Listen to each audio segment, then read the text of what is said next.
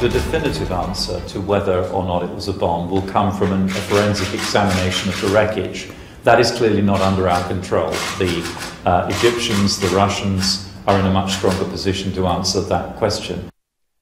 To those who understand what's at stake, there was little question the Russians would have to ask for American help investigating the takedown of their commercial jetliner over the Sinai. No one understands and can find bad guys better than American experts. But those experts are going to be called to ratchet up their skills and do more than focus overseas. Bring the effort home to American airports, where there is no doubt an aim of terrorists to use a new source for killing Americans, right here. It's not a question of if they can do it, but will they be allowed to take the gloves off? Our people, that is, and do what is necessary to find them and stop them. We'll cover this and more. Let's welcome back former CIA analyst and one who understands the limits and needs of the intel community. Lisa Ruth joins us here in the studio. Whew. Where do you get started here? Let's start with this one. Mike Morrell, former head of the CIA, former CIA official, I should say, said over the weekend, it's going to add to the perception, the airline wreck, that is the bomb, that ISIS is winning.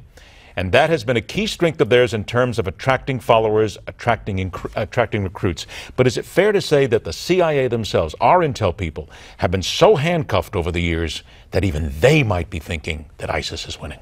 Oh, you know, you and I spoke about this last week when we first started talking about this. The problem, very simply, is if you are operating with both hands tied behind your back, you're not operating very well. What exactly do you mean by that when we say that? Let's put that in perspective. Well, and we have to start, you have to start back, I hate to say it, but back with the church committee. You know, back in 1974 and going all the way back at the point when they curbed, they being political officers, curbed intelligence ability to operate as they needed to in the field. And as it needed to. In other words, some things get a little dicey. Sometimes you got to pay somebody, sometimes you got to hurt somebody, but you're talking about that, right? Even the freedom to be creative on the ground. And this gets a little bit confusing because even when I was active overseas in the agency, if I was on the ground and something came up, I would have to make snap decisions. You don't have time to call Washington and say, I think there's something happening here. Since the 9/11, which was, the effort was good to put in a DNI to change things, but there's so much bureaucracy now. My colleagues in the field tell me it is not worth asking to do things because it'll never happen. So they go, you know what? I would go out there and do this, this, and this to get information. By the time I get the approval, it'll be too late, and they're not going to give it to me anyway. That's being hamstrung. That's the inability to collect intelligence that we need to act on. Let's talk about collecting intelligence briefly here, and let's get very down and dirty about it. We're talking about the dark side here. It does happen. This isn't just in Hollywood. This is not Homeland from Showtime. But the dark side happens, and if you're going to catch the bad guys, you got to deal with the dark side, or you are handcuffed. Yes. There is a finding when the government decided that the CIA could not recruit sources who have any criminal history. Okay, now think about that for a minute. Who knows what criminals are doing? Better than criminals. Who knows what terrorists are doing? Terrorists. So if you're not allowed to talk to the bad guys, you don't know what's happening. And that's just the surface of what you're talking about, right?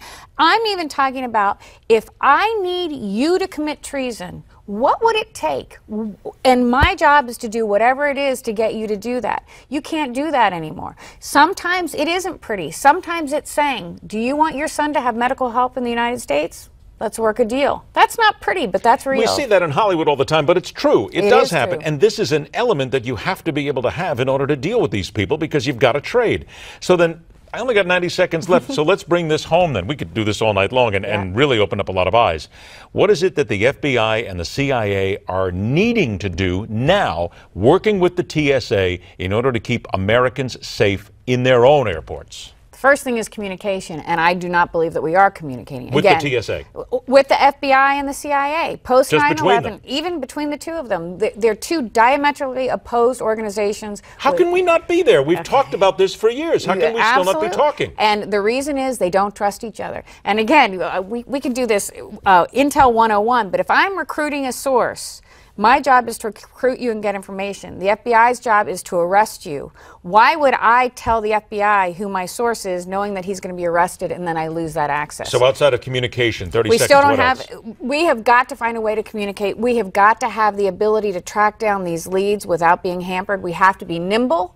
And we have to be able to act on the information. And right now we can't do that. Let's be honest. We have to be able to tell our agents in the field, do what it takes to find these animals and make sure that we stop them or kill them. How's that? Yeah. And again, you have to have nimble. These are the best and the brightest. And people can say what they want about the agency, the people overseas. I am telling you, these are the smartest people I've ever worked with. If we can't trust them in the field, they might as well not be there. And right now they feel as if they can't get their job done no matter what they try and do. And they're also worried, frankly, that if they do try, they could be left behind. That's the honest truth. Which makes it more dangerous every single day, which means we are in danger here in America as well as abroad. I wish I could say you're wrong, but you're right.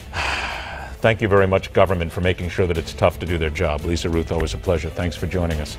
All right, from the continuing fight on immigration to the furor over the color of a coffee cup. That and so much more. The Political Animal is next, right here on the fastest 60 Minutes in News.